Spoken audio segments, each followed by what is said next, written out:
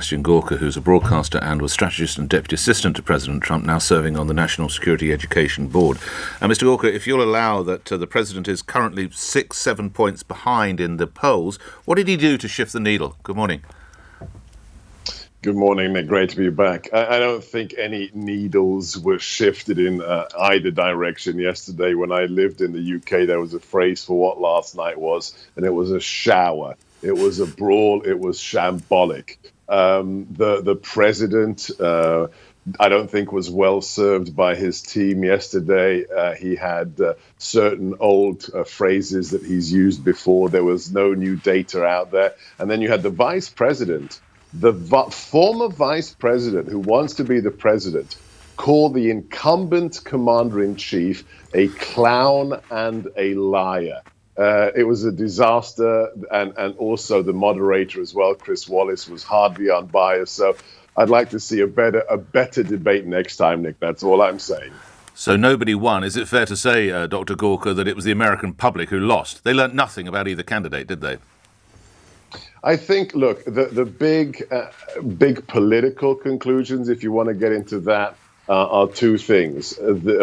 Surprisingly, Biden did not go after the president's choice for the Supreme Court. The left has been disgusting, accusing her of racism because she adopted 2 black children from Haiti. I mean, since Saturday's announcement, it has been absolutely appalling what they've done to that woman. He didn't go there, so it looks as if it's plain sailing for Judge Barrett. Secondly, to get into U.S. politics, shockingly, Biden distanced himself from the Green New Deal and Alexandria Ocasio-Cortez. Already, Twitter is ablaze. The radical base of the Democrat Party that, to all intents and purposes, has taken over that party is very angry at Biden. So he's going to have a lot of damage control to manage himself. But in terms of new information for conservatives or looking forward, no, nothing really novel yesterday. But lastly, Dr. Gorka, what was novel? And you're closer to the debates than I have ever been, but I've never seen a debate include a question, will you actually respect the result of the election in November?